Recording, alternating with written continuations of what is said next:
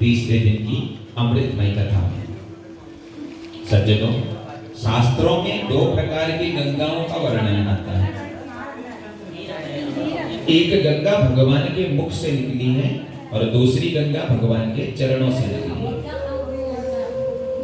भगवान के मुख से जो गंगा निकली है उसे बोला गया है भागवतीय गंगा, और चरणों से भगवान की जो गंगा निकली है उसे बोला गया भागीरथी गंगा। और दोनों गंगाओं में स्नान करने का अलग अलग महत्व है। अब देखिए, जब आप भागीरथी गंगा में स्नान करेंगे ना, उसके लिए आपको गंगा तट पर जाना पड़ेगा। अगर मन में गंगा स्नान करने का भाव आए तो आपको गंगा तट जाना पड़ेगा, हरिद्वार जाना पड़ेगा, प्रयाग जाना पड़ेगा ना। लेकिन भागवती गंगा में आपको कहीं जाने की आवश्यकता नहीं है। कभी ना कभी कोई ना कोई भागीरथ बन जाता है और भागीरथ बन करके इस गंगा को हमारे क्षेत्र में, हमारे गांव में, हमारे शहर में ले आता है। जैसे इस प्रकार इस भागवत गंगा के जो भगीरथ हैं वो हमारे चुफाल परिवार है। तो कोई ना कोई भगीरथ बन जाता है महाराज, और वह गंगा को हमारे क्षेत्र में अवतरित कर देता है। भागीरथी गंगा में जब हम स्नान करने जाते हैं महाराज, तो हमें डर लगती है कि ज्यादा गहरे में चले गए तो फिर चले गए, कोई बचाने वाला नहीं है। लेकिन भागवती गंगा को आप जितनी गहराई में जाकर के श्रवण करोगे ना, उतना ही मन को आनंद की अनुभूति होती है। भागीरथी गंगा में छोटे छोटे बच्चों को ले जाने में बड़ा डर लगता है, कहीं डूब न जाए, कहीं खो न जाए। लेकिन भागवती गंगा में जितने छोटे बच्चों को बैठाया जाए महाराज, उनका मन परिवर्तित होता है, उसका मन पवित्र होता है।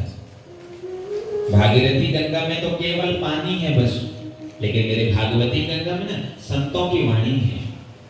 बड़ी दिव्य यह भागवत की कथा है महाराज। जब अवसर मिले तो श्रवण करो, इन कानों से इस कथा को श्रवण करके हृदय में इस कथा को उतारो। जिस दिन कथा हृदय में उतर जाएगी ना, उस दिन संसार का वास्तविक स्वरूप तुम्हें दिख जाएगा। आज तो हम केवल अपने लिए जीते हैं बस। आहार निद्रा भय मैथुनं च सामान्य एतद पशु भी नराणा। केवल खाने पीने सोने संतानों उत्पत्ति करने के लिए तो पशु भी संसार में आता है। लेकिन मनुष्य में थोड़ी सी विशेषता है माताओं, कि मनुष्य को सोचने की शक्ति, मनुष्य को बोलने की शक्ति भगवान ने दी है। तो कल की कथा आप श्रवण कर रहे थे, वेद व्यास जी का जो अंतःकरण में जो कष्ट हुआ था, नारद जी ने वह दूर किया। 4 श्लोक नारद जी ने व्यास जी को सुनाए हैं, जिसे बोला गया चतुश्लोकी भागवत। तो नारद जी ने कि जब 4 श्लोक व्यास जी को सुनाए, तो व्यास जी ने क्या किया ना, वो 4 श्लोकों के 18,000 श्लोक बना दिए। तो श्रीमद् भागवत में जो श्लोकों की संख्या है वो है 18,000। मात्र 4 श्लोकों का सहारा लेकर के व्यास जी ने 18,000 श्लोक बना दिए। और जब 18,000 श्लोक व्यास जी ने मन में रचे, अब लिखे कौन महाराज? क्योंकि व्यास जी की अवस्था हो चुकी थी, बूढ़े हो गए थे व्यास जी। लिखने का सामर्थ्य, लिखने की शक्ति हाथ में नहीं थी। केवल 18,000 श्लोक व्यास जी ने मन में सोचे थे। अब लिखे तो लिखे कैसे, कौन लिखेगा महाराज? तो कहा लिखने के लिए तो सिर्फ गणेश जी ही ऐसे हैं जो बल विद्या बुद्धि सवाना, बल विद्या बुद्धि में निपुण है।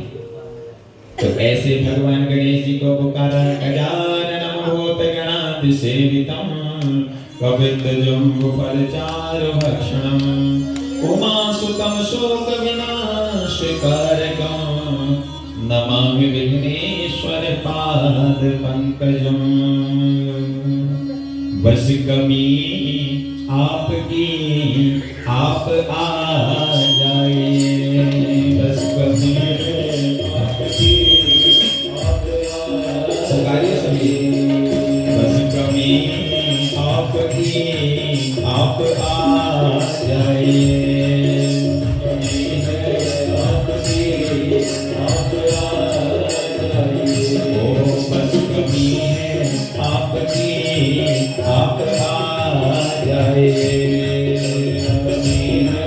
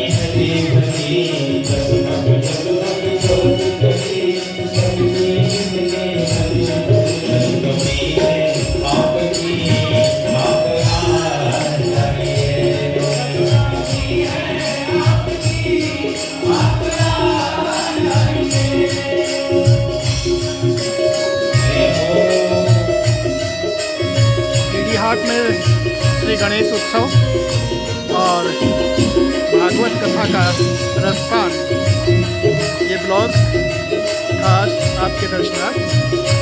अगर वीडियो अच्छा लगे तो कृपया मेरे YouTube चैनल को सब्सक्राइब, लाइक और शेयर जरूर।